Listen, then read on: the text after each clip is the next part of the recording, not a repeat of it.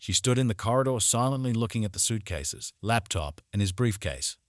They lay where she had not noticed them when she entered. She returned to the office and looked at the man sitting in the shadows. "You're crazy, Lyle. You leave me and our 2 sons? Because of one quarrel. I made one stupid mistake when I was drunk a few hours ago. I didn't have sex with anyone. I didn't betray you. You're just out of your mind." When he didn't respond, she walked towards him and he raised his hand again as if giving a stop sign. She stopped. She wondered if he really had a nervous breakdown. This man was not her husband, was not the man with whom she lived for 8 years. No one could change so dramatically in a few hours. He had never been like this before, ever. And the worst part was that there was really nothing that could explain it. Nothing much happened at the party. She backed away but did not sit down. "Can you tell me why? Can't you at least do this?" I had a moment of epiphany. She heard these words but could not grasp any meaning in them. Moment of epiphany? "Why are you doing this, Lyle? I know you think you're smarter than me, anyone in my family, anyone here. But why can't you help but rub our noses in the fact that we are idiots compared to?"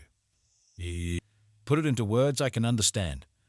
The figure, shrouded in shadow, changed its position, tilted its head forward slightly, and seemed to rest it on its closed fists.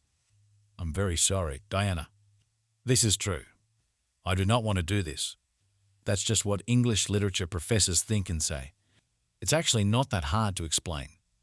We, all of us, walk around never really seeing what our whole life is all about. We are blinded by all the little details of our existence, waking up, brushing our teeth, going to work, paying bills, watching what's on TV tonight, and the kids catching colds and wondering if we're getting fat or if our husbands or wives are looking at others. We never take a step back and get a picture of where our lives are, except in rare cases." He stopped and she remained silent, hoping that he would continue. "I had a moment of epiphany this evening. You repeat this all the time, but what does it mean? And what did you see?"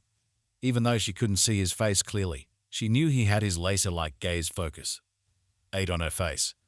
She felt the power of his gaze on her skin. "I saw our life, Diana. I saw who we are, who we were, and who we have become. It had nothing, or very little, to do with what happened at the party. You're right. Leaving because of one fight, one mistake, one incident would be crazy. That's not why I'm leaving. I'm leaving because I realize that our marriage was a mistake, that I love you, but you don't love me, that I will never and probably never satisfy you sexually the way you should be. Satisfied that deep down you're a good woman and will never leave me because you will keep your promises and that we are too young to ruin each other's lives for the next 40 or 50 years. That's why I'll leave when we finish our conversation." About 3 hours earlier, I pulled into the driveway at 9:30 p.m., but my cell phone was silent. He had been silent since I left the Rivers Trailer Park south of Palatka at 8 p.m. left. My wife and about 75 of her close and extended family and friends drinking and dancing at the monthly party that had been a tradition for almost the entire 8 years of our marriage. We lived in Jacksonville, a city of 1 million in northeast Florida, about an hour and a half north of Palatka. The house was dark except for an automatic yard light with an electric eye sensor that illuminated the driveway as I walked, or rather limped along it. It was a rowdy evening, and I felt much older than my chronological age of 34, more like 74. But all I had to do was sneak a 6-pack of Michelob Lights into the house, so that's what I did. I turned on the kitchen light and sat at the table where we ate most of our meals instead of the small dining nook where we were supposed to eat. I unscrewed the top of one Michelob, took a long sip of the deliciously cold drink and let it slide down my throat. Then another one. All this time I was waiting for the first dial tone from my mobile. Nothing. I looked at the pictures that 5-year-old Billy drew in school with a magnetized pencil on the refrigerator door, and at the photo of 7-year-old David catching his first pass at a Pop Warner PV football game. My throat tightened slightly, and I consciously fought not to burst into tears as I looked at David's dark young body caught in the act of his first athletic triumph. He looked like his mother, with her dark hair and lithe figure. Both boys had their mother's dark hair instead of my sandy blonde, and both boys had their mother's light brown eyes instead of my ice blue. I had a hard time suppressing the lump in my throat. They and their mother were my world. Just a few hours ago, I came close to losing them all, and it was like standing on a train. Track in the dark of night, watching the train approach frozen on the tracks. I took another sip and leaned my head against the dark-grained wood of the table for a moment. I finished the bottle and forced myself to get up from the table. Sooner or later the phone will ring, and then eventually the front door will open, and I'll have to do something before that happens. I went up to the second floor, to the bedroom that Diana and I had shared for 5 years. Since we moved to this rather expensive Mandarin area. We moved there because the schools were pretty good. I taught an introductory English literature course at Jacksonville University, a small, private liberal arts college on the other side of town, but I liked the Mandarin area better than the area around Jew, so I put up with the hours-long commute every day. I opened the closet door and found 2 suitcases that Diana and I had used on our last cruise to the Bahamas 2 years ago. Then I started opening drawers and pulling out as much laundry as I could find.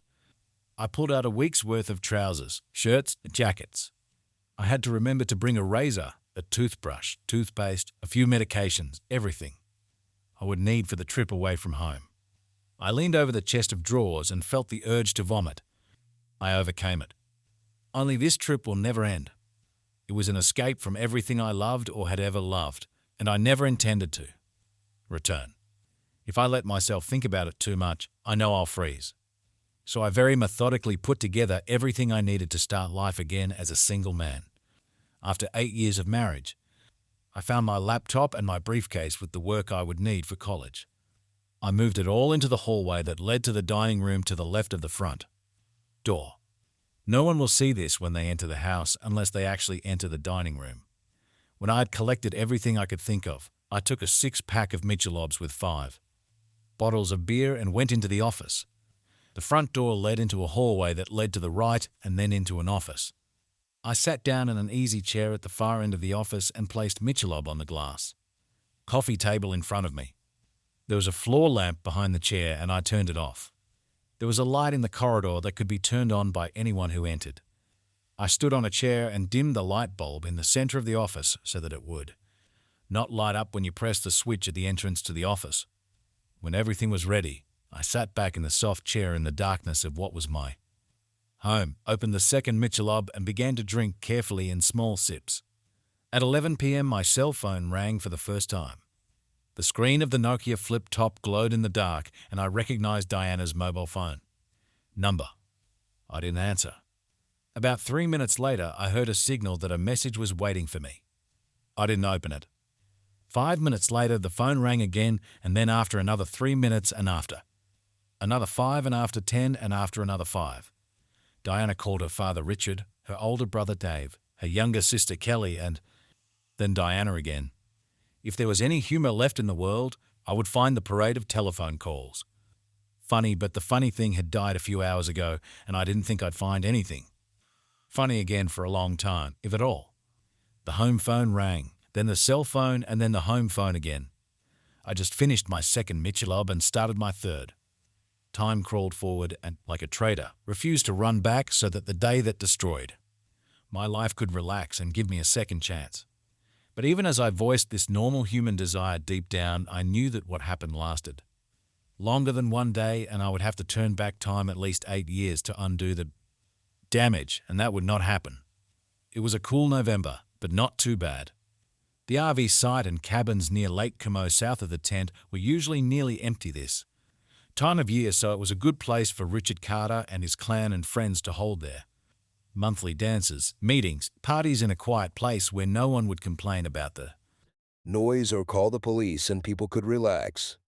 Carter and his wife Ricky raised a brood of 9 boys and girls, 8 of whom still survive, and when all the children gathered together with other family members such as uncles, aunts and friends, there was usually a crowd of 100 or more adults.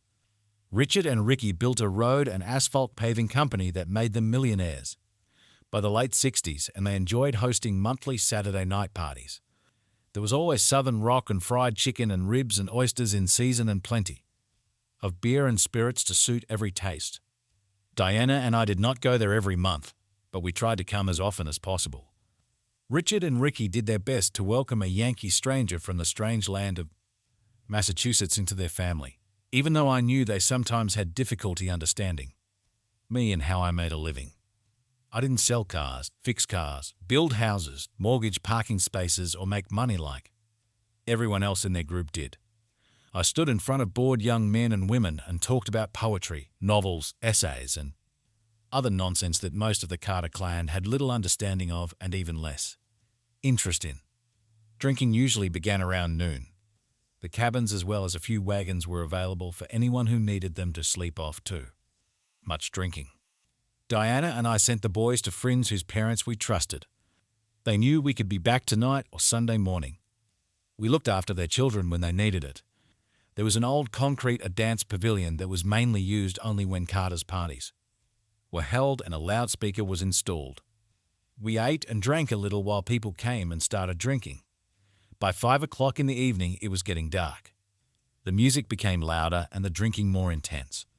Diana was walking around talking to people, and I was standing at one of the tables still, laden with food, eating a few grapes. She shimmered like a ghost in the twilight in a floaty white dress that hugged her hips, highlighting her full bum and 36C breasts that looked even bigger. She had long hair flowing down the back, and I don't think I've ever seen a more beautiful woman. Sometimes I would just watch her for hours at these parties because dancing and drinking are not my thing. Just staring at her and marveling that an outsider could come along and steal her away from the hordes of horny southern admirers who wanted that body and face in their beds. As usual, drinking, dancing, seductive women and lustful men are not the most peaceful mixture. One of Kelly's sister's old beaus took her out dancing to a particularly wobbly tune and was able to dry fuck her in front of everyone until her husband Billy came out there and laid him out with a thunderous right cross. The cooler heads prevailed, the beer flowed freely, and within minutes the two men had shaken hands. The old gentleman had received a kiss from his old sweetheart, and Billy and Kelly had gone looking for a dark place to do the dirty deeds they usually do. Did it at every party? The pavilion began to fill with people, even Richard and Ricky moving to the beat of some southern rock when I noticed that I had lost track of Diana. When I saw her, my stomach sank. She was slow dancing with a tall, dark-haired man in a cotton shirt and jeans. She melted into his arms, and I could see his large hands running up and down her back, almost down her ass, although I saw her pull his hands away when they got too low. Bobby Trescott was one of the guys who stalked her before I showed up at the insurance company, where she worked to transfer my auto insurance to her company. For some reason, she liked a stranger with an even stranger accent, and 6 months later, we got married.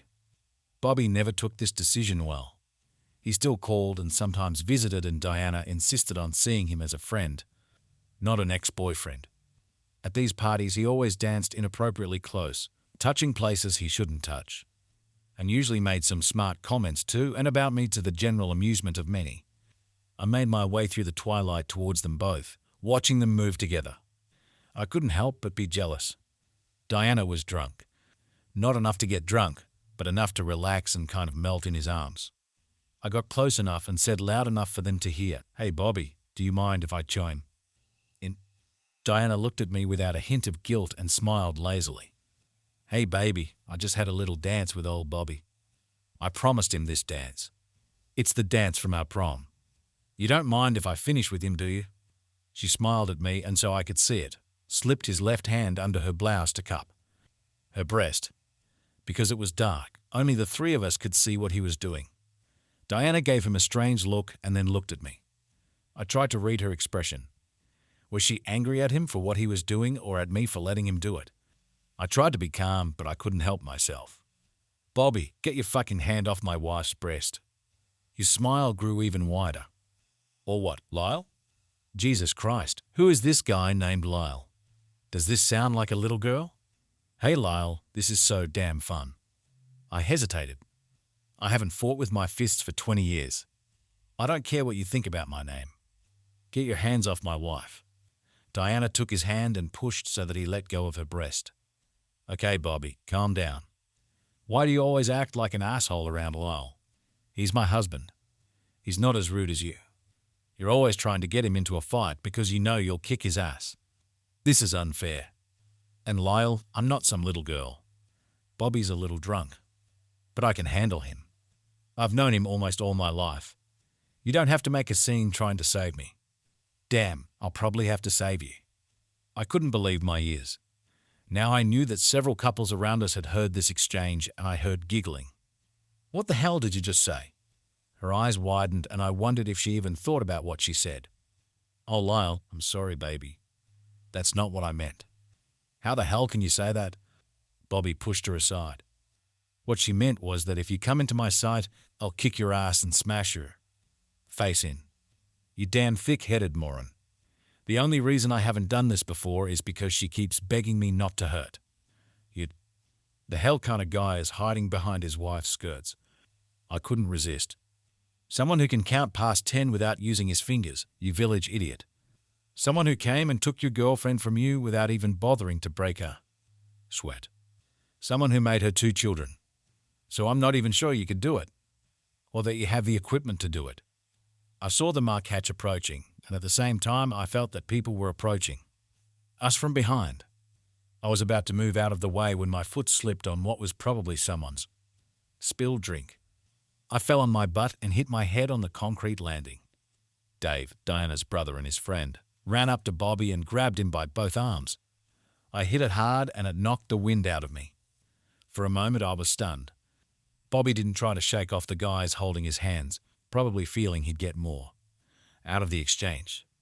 As for who has the better equipment, Lyle, why don't you ask Diana sometime? She used to think my equipment was damn good, and I heard that a pencil would fill her up. More than the equipment you have. Richard Carter came up behind us and said in a firm voice, "Okay, Bobby, that's enough. We let you come to these parties because you're an old friend. But you've crossed the line. Get out of here." I looked up at Bobby's grinning face and scanned the other faces around me. I saw them smile or desperately try not to smile. And then I looked at the serious face of my beloved wife and realized that she was also struggling with this. She thought it was funny. And when I looked at her, she deliberately turned away from her father. Dad, no. Bobby just drank. He didn't mean anything like that. You know she and Lyle fight, but it doesn't mean anything. And in general, I promised him this dance. And Richard Carter looked at his daughter incredulously. Are you sure this is what you want, Diana? After what Bobby said about your husband. She looked at me without a smile. Lyle is already a grown man, Dad. If he's upset about what Bobby is doing, he knows what he can do about it. Isn't that right, baby? I pulled my arms under me and rose to my feet. I just turned and walked away from my wife. Bobby laughed. I heard giggling and desperately wanted to believe that Diana wasn't among them, but I wasn't going to turn around to be sure. As I was leaving the dance floor, Richard caught up with me and spoke to me as I left. Son, I know you're angry right now, but listen to me.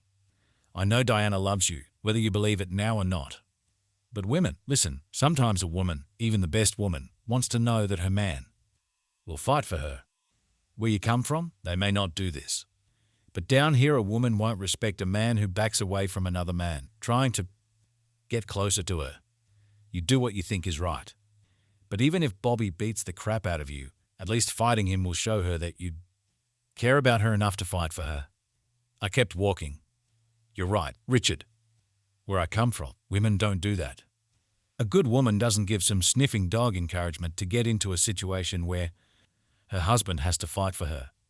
Not if they love their husband, if they have a real marriage. Now I'm not so sure of either. He grabbed my hand and I had enough respect for him not to pull back. Maybe you're right about her disrespect for you. I'm just her daddy. I can't interfere in this matter, but I can tell you that she loves you. Don't do anything stupid now. Just go somewhere, have a drink and chill.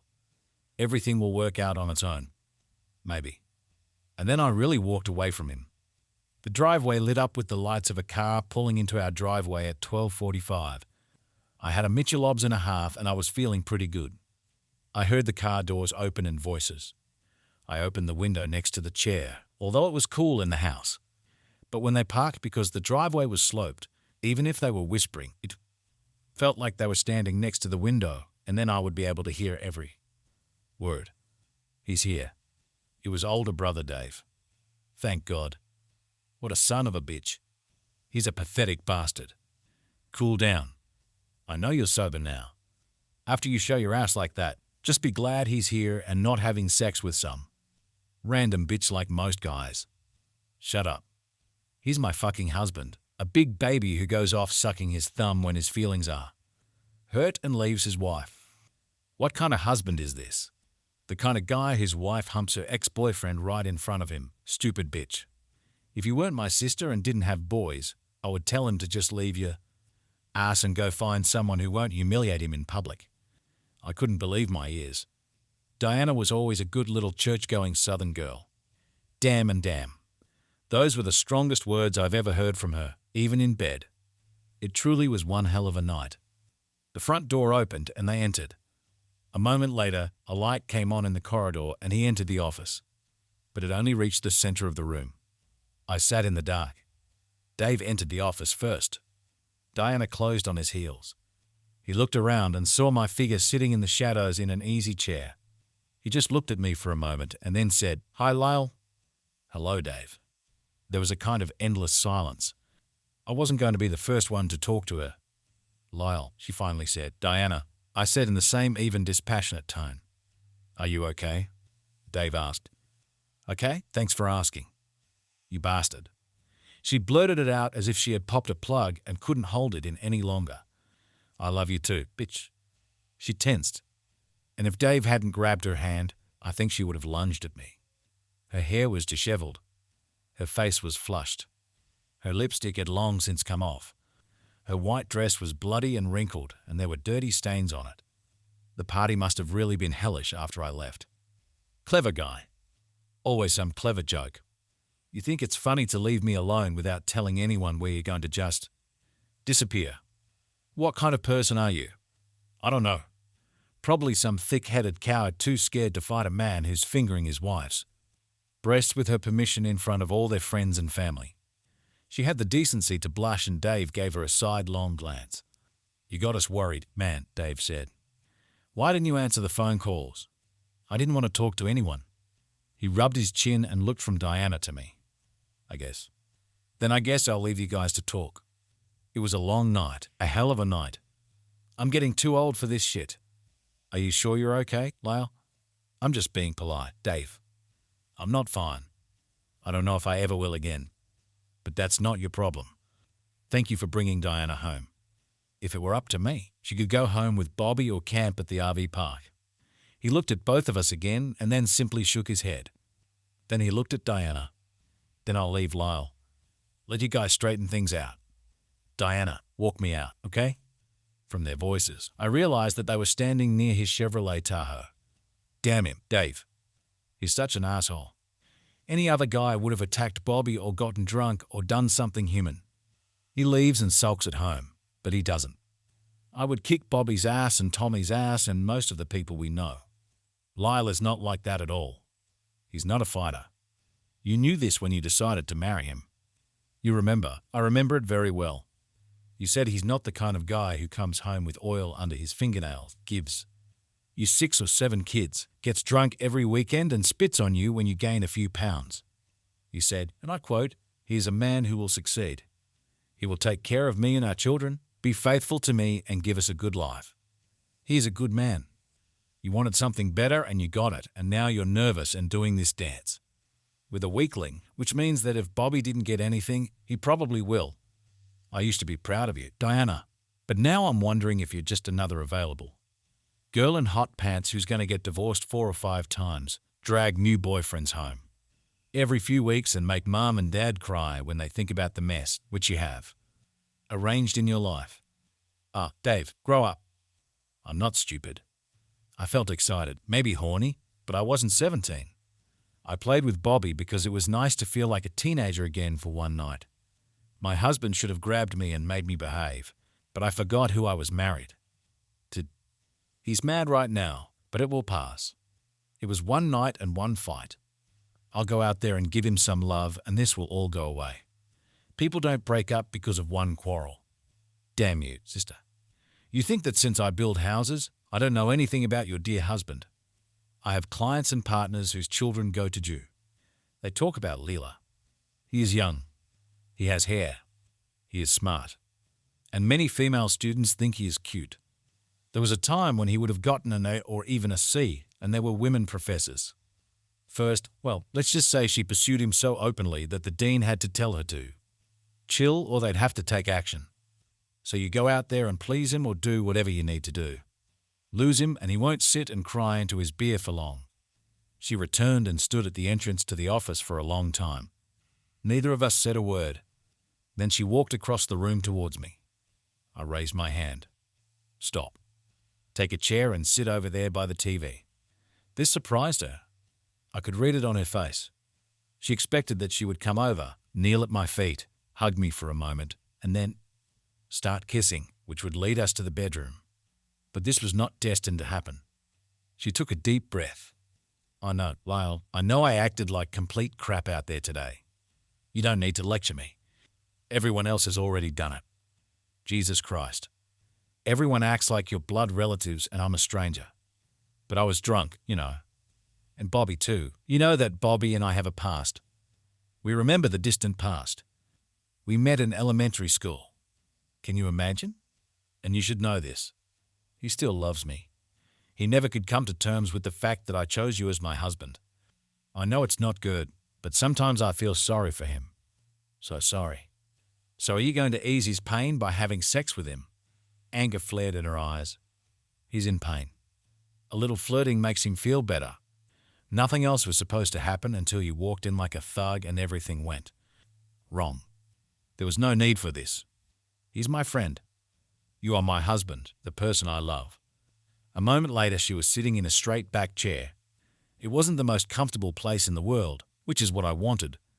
I don't want to change the subject, Diana, but I'm curious about something. I left the campsite around 8. My phone didn't start ringing until 11. I know the campground is a big place and there was a lot going on, but after that little incident, it took you 3 hours to realize that I was nowhere to be found. You must have really felt guilty about what happened to realize that I only disappeared. For 3 hours. I think if we hadn't had that little incident, you wouldn't have realized that I was missing until the next morning. It tells me how important I am in your life. Anger flashed in her eyes, and she was about to say something, but suddenly she remembered something and stopped. Oh my God, Lyle, don't you know that? You know? All hell broke loose after that. After you left, I really forgot about you. Everyone also forgot for a while, but that doesn't mean I don't care about you. It's simple. Well, that's enough. What happened? Then after that, Bobby and I danced a little. I know I shouldn't have done this, but I was so damn mad at you. I know you're not fighting. God, this sounds like I'm 13, but it hurt me that you didn't at least take a swing at Bobby. If he had hit you, I would have been there, loving and comforting you. And that's what I wanted. You are my husband, but you are gone. So yes, I was angry. I danced with him. And you know Bobby, he was drunk. So after a few minutes, he went to the toilet. Knowing Bobby, I figured he would either go to the lake or behind one of the cabins. I talked to a few people and didn't think about Bobby anymore for a while. After about half an hour, I began to wonder where he had gone. I wasn't worried about you because you usually leave and we don't meet until late in the evening. Then I heard a scream and everyone ran to the lake. People crowded around someone lying on the ground. I tried to come closer and suddenly realized it was Bobby. It was terrible. His face was covered in blood. One eye was swollen and closed. I was told that his arm and several other fingers were broken. Dave and a few other people were talking to him, and I heard them say that someone should call the sheriff.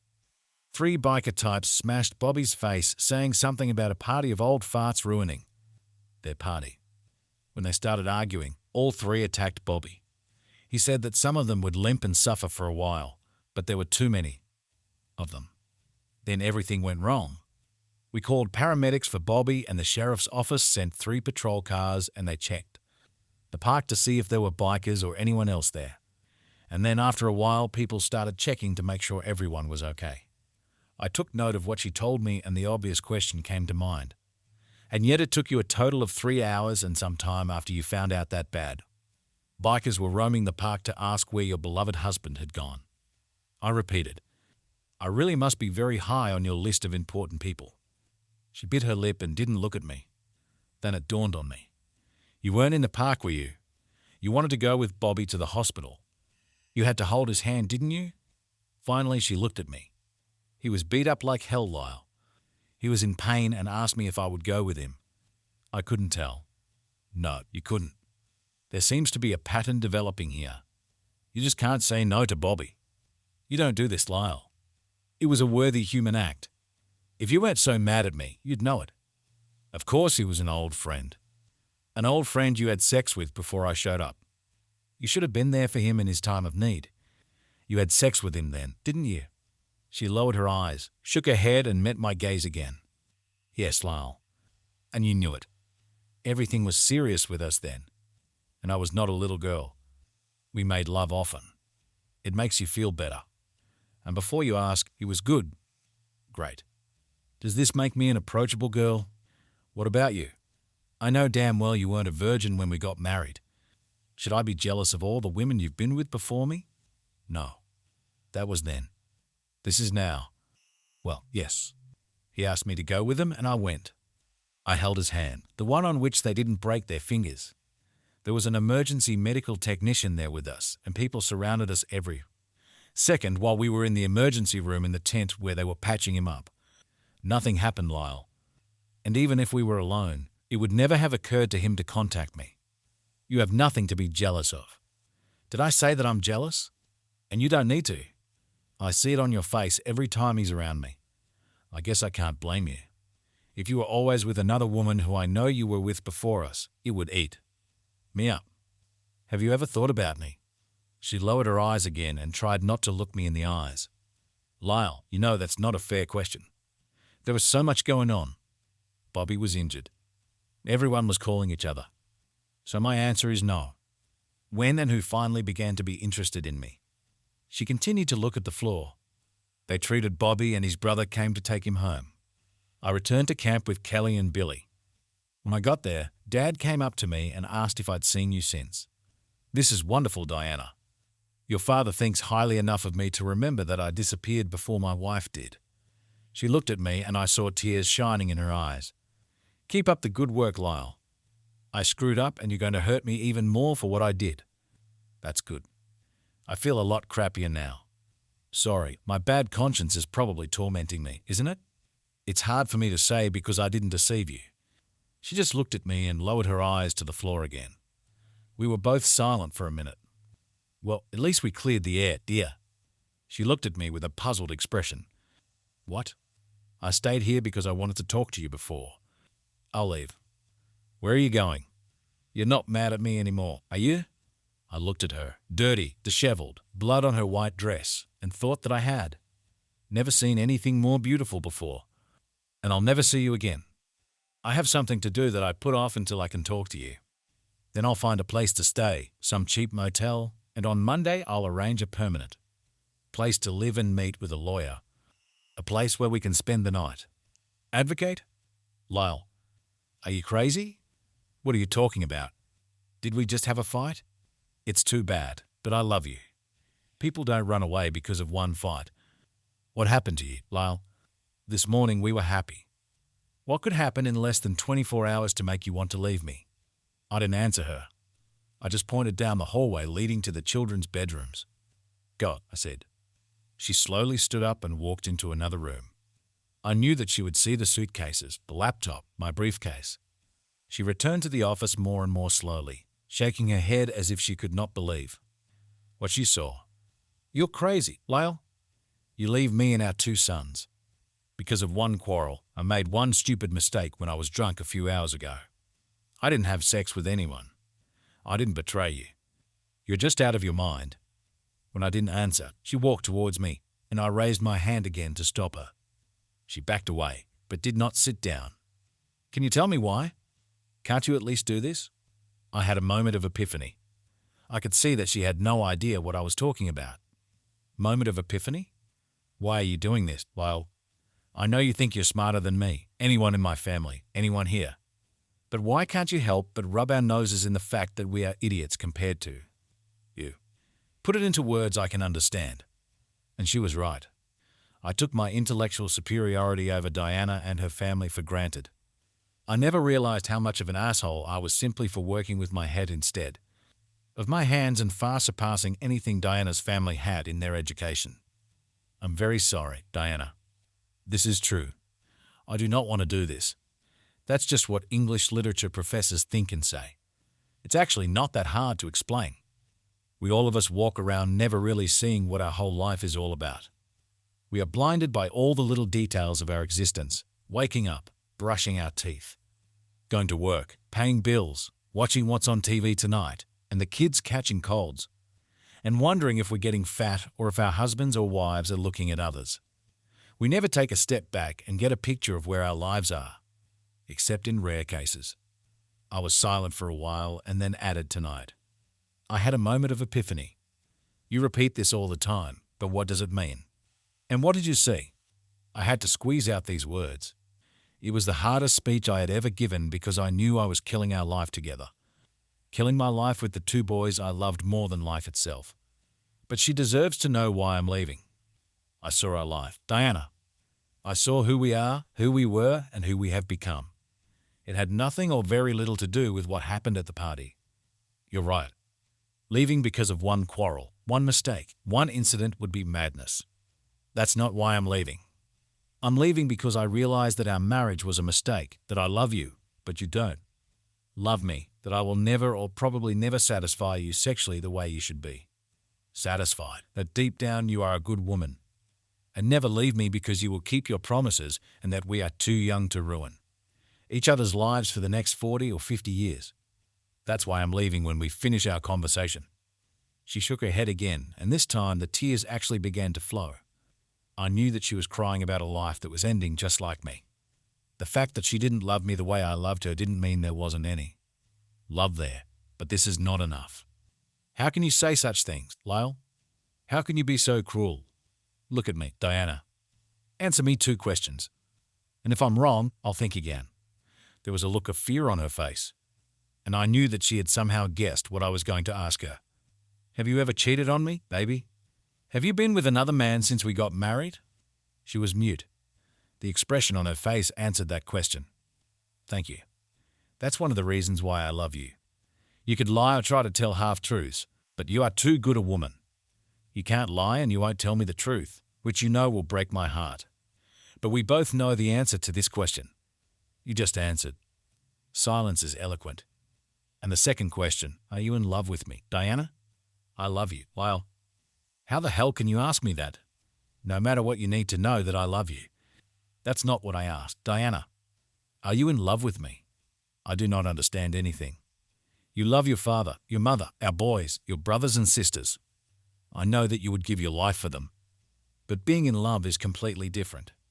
It's when you take your breath away, when you look at the man who makes your heart beat faster, who makes you horny when he kisses your neck and caresses your chest, who you dream about and want when he's not around. This is how I feel about you. I don't know if you felt the same way about me when we were married, but I know you don't. Feel that way now. You would be a good sister to me, but not a wife. Is that all? She stood up and walked towards me. Is this all about sex, Lyle? That's what it's really all about. You're sorry because I'm not some available girl in bed with you. I am. I love sex with you. It doesn't have to be all rockets and fireworks. It can be quiet and nice too. I stood up and walked out into the light to meet her. When I stepped into the light, she lost her breath and staggered back. Oh my God, she exhaled. You never called me Diana, and you know it? You've never screamed as loudly at the peak of pleasure as you did with someone else. You just lay there and let me do my thing. Do you really think I can't tell you how tired you are of my lovemaking? She stopped backing up, reached out a trembling hand and gently touched one side of my face, gently feeling with her fingers the swollen flesh surrounding my almost closed left eye. I knew that the rest of my face was made up of various shades of yellow, red and brown. My lips were swollen, except for one piece missing on the left side. Oh my God, they found you and beat you up too. Why didn't you go to the hospital and seek medical help? I tried to smile, and that in itself must have been scary as hell, judging by the look on Diana's face. You should look at another guy. From the expression that slowly appeared on her face, I knew that she understood what my face meant. I stood in the dark by the lake, listening to the music and imagining that I could still hear snatches of laughter from the people around Diana and Bobby. I didn't have to go back to find out she was dancing with him. I could go back and face Bobby. I'd been beaten before, back in the days when I was running around the streets of South Boston as a wild boy without a father. I was often beaten like a runt shrimp trying to stay with 16 and 17-year-olds until my mother finally wised up and moved us to a small town south of Boston, away from the gangs. I didn't mind the beating for that matter, and I probably wouldn't because I didn't fool myself into thinking I could beat him in a fair fight. He was bigger and stronger and undoubtedly tougher than the guy who makes his living standing in class and ranting. But it was the look in her eyes when she provoked me to do something about Bobby's insults. The way she allowed him to hold her and stroke her, the way his hands roamed over her easily and familiarly. I think I always knew, but now I couldn't bring myself to ignore the truth that he had sex with her. Once upon a time, somewhere, another person was the center of my entire life, and she shared things with him that she would never share with me. How can you live your life if it is built on lies? I leaned against a tree and stared at the cloudy night sky, wondering how I could turn around a life that had gone so far back and make it all right again. How can you forgive a woman who is your whole life when she gives her body and possibly her love to another man? I wonder if they laughed at me when they were together. Did she really call me a pencil? Am I really that small, or is he that huge? I didn't think I was so small down there. At least I never received any complaints. I heard someone stumbling through the weeds and bouncing off the trees, someone staggering towards the lake. Something about a dozen feet away from me, facing the dark lake. He didn't even look back at me, but unzipped his zipper and released the stream. Even with my back turned, I knew who it was. I didn't intend to do anything at all. Beating people up was the most asshole way. It never solved anything. So I was pretty damn surprised when he turned to go back and found me punching him in the face with all the force I had while running, which added to the force of the blow. He spun and fell without saying a word, just groaned as he hit the ground. Before he could get to his hands, I kicked him as hard as I could in the stomach, lifting his whole body, and this time he grunted loudly. I tried to hit him below the belt again, but this time he turned enough to catch the kick in the thigh and grabbed my leg, and when I pulled it back, he threw me away from him. Having lost my balance, I fell backwards. When I propped myself up on my elbows and stared into the darkness of the night, he was already on all fours. He touched his forehead with his finger, and I saw something dark and shiny. I tore the skin with my glancing blow, probably the college ring on my right hand, which had 2 diamonds held in place by small prongs. Damn me, Lyle. I didn't think you had it in you, weakling. Sure, you had to sneak up on me, but at least you had the courage to try and hit me. But now I'm going to hurt you very, very much, boy. And I'll be right because I'll tell everyone, including Diana, how you idiot hit me. I was trying to get up when he lunged at me. I fell under his large, heavy body, trying to free myself. Rising slightly, he raised his fist. I didn't even see how it hit, but it hurt like hell. It felt like someone hit me on the head with a metal gong. My ears began to ring, and the vision in that eye went dark for a moment. Then something hit me in the nose, and there was blood everywhere, and I couldn't breathe. For a moment. Before I could come to my senses, the world exploded again, and I saw nothing. I wondered if he had blinded me, but after pushing him away for a second, I realized that it was just a stream of blood in both eyes, blinding me for a moment. I could only move my head slightly, but I still didn't understand how I did it, because his next blow flew past me and he lost his balance and fell.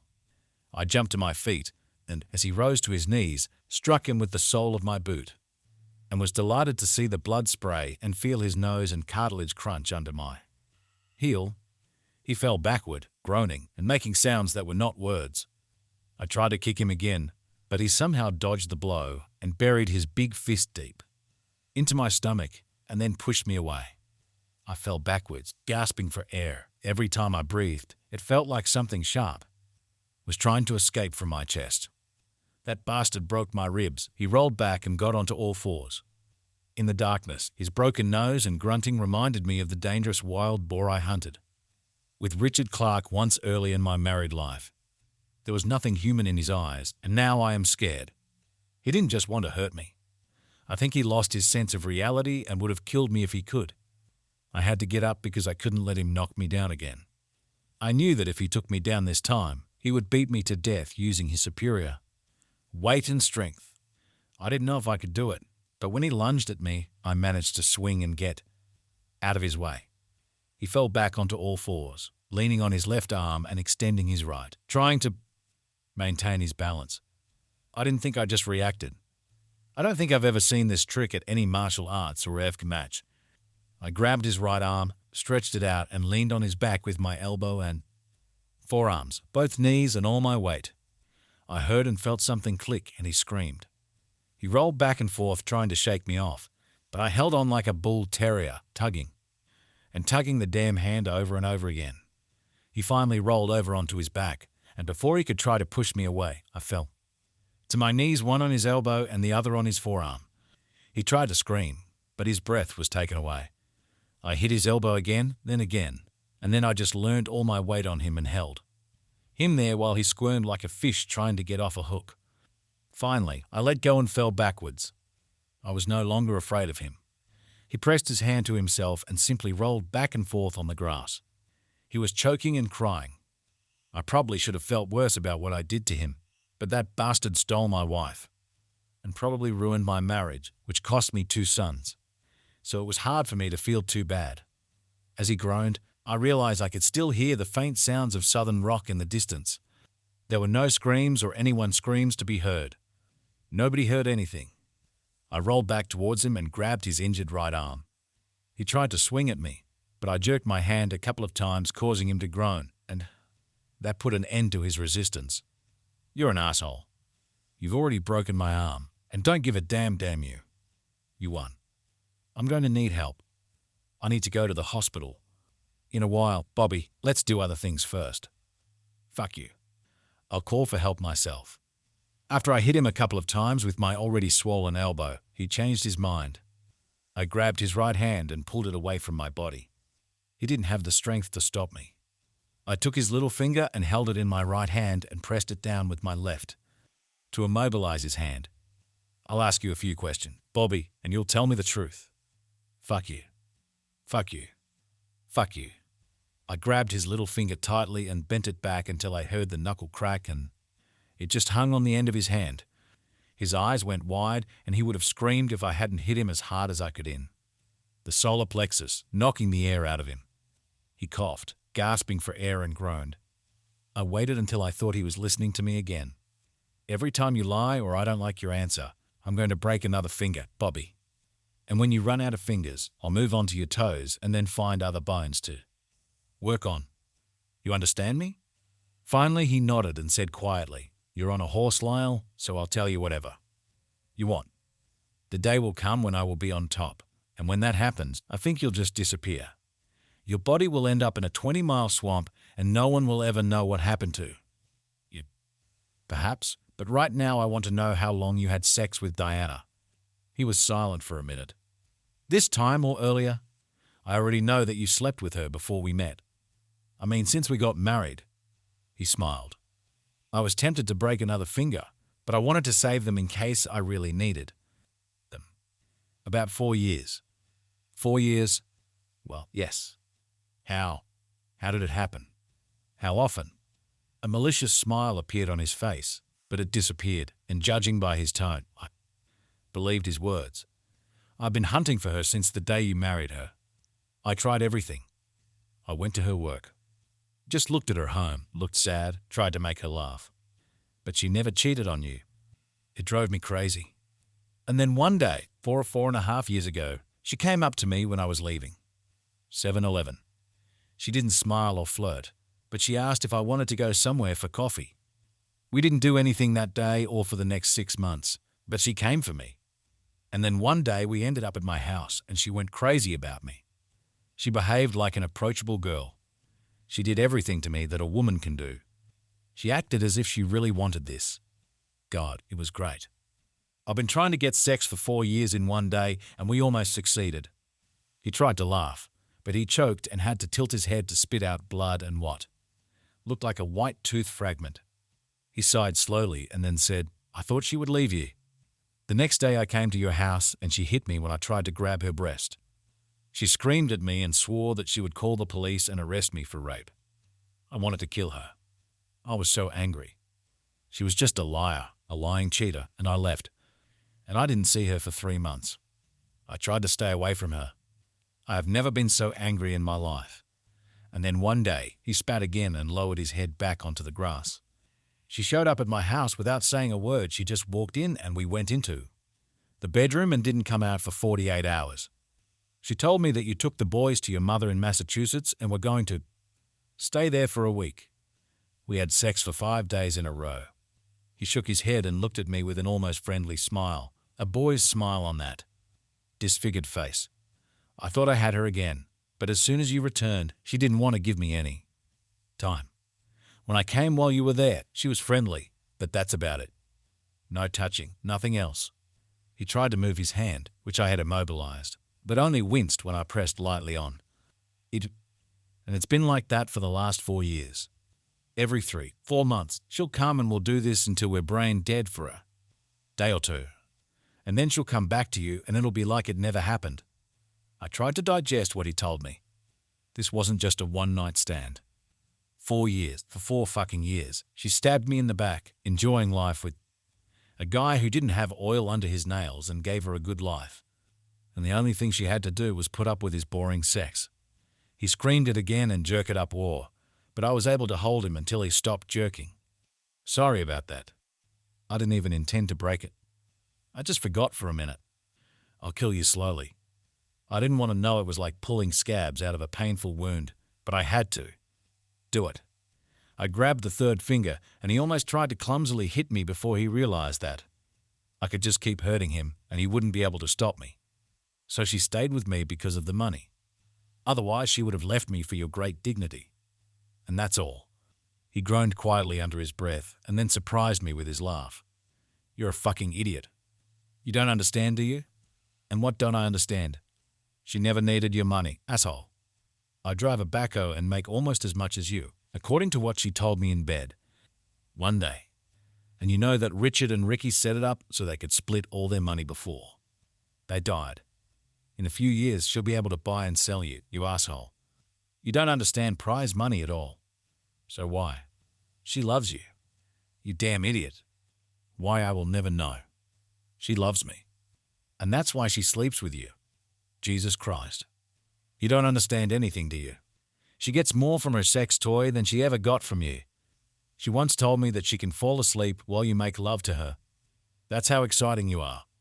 She tries to be faithful to you, but sooner or later she gets so excited that even though she screams, she comes to me, and I make her scream. I used to tease her, calling her a loud mouth when we were dating. She was the wildest woman I've ever had. And you put her to sleep. He looked up at me, and for the first time in my life, I was tempted to kill a person. I probably could have killed him. I settled for snapping another finger, pressing my top hand to his throat to muffle his scream. When he stopped screaming, I let him go, grabbed the zipper on my pants and unzipped it. He tried to stop me, but I took him below the waist and squeezed him tightly. Please? He moaned. What's please? I said, squeezing him a little harder. It probably wasn't too erotic because he wasn't aroused, but it hurt.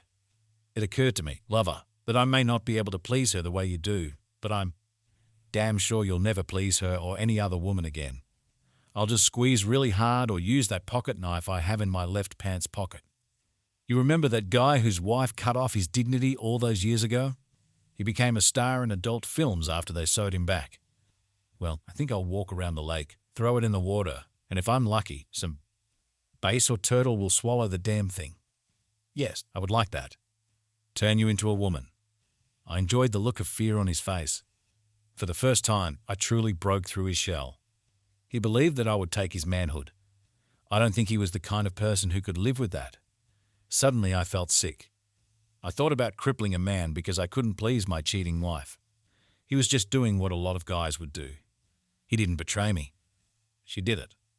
I let him go, and he tried to roll away from me to protect his private parts. I stood up and let his mangled hand fall to the ground. I turned to walk away from him when he said, "You think I'm the bad guy. I'm the bastard who stole your wife and ruined your perfect marriage." I didn't look back, but it seemed to me that he was crying. You ruined everything. She was going to marry me, and she was going to do it. These 2 boys of yours would be mine. She loved me or would have loved me. We've been together since elementary school. We were dynamite in bed. We were the same type of people. We would be happy. And then you show up with your smart mouth and good looks and talk about things she's never seen or imagined before. And you tricked her into thinking you were right for her. I looked at him again. You stupid bastard. I'm the best thing that ever happened to her. You just could never get over the fact that I took her away from you. Yes, perhaps you're right. Smart guy. And look how happy it makes her and everyone else. She tried to love you and live without sex and tried to stay in a marriage that is killing her. I lost the woman I loved and should have had. I had to sneak in to be with her and see her come home with you from those parties. And you poor bastard. You will always be the unfortunate second to me in bed. Every time you sleep with her for the rest of your life, you will know that she dreams of me.